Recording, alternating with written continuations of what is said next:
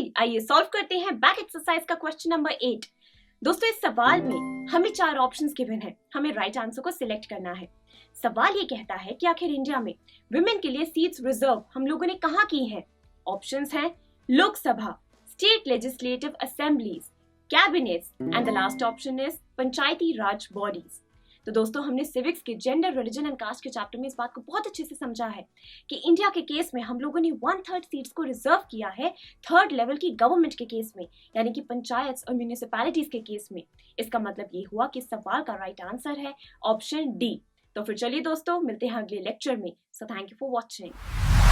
I am sure students आपको ये video बहुत पसंद आया होगा। तो इसी तरह से एक मजेदार तरीके से अपने हर कॉन्सेप्ट को क्लियर करने के लिए डाउनलोड कीजिए PuStack ऐप, जहां आपके लिए और भी कई सारे ऑप्शंस हैं, जैसे कि आपके लिए सैंपल पेपर्स हैं, back exercise solutions, step videos and much more. So what are you waiting for? Download the app now.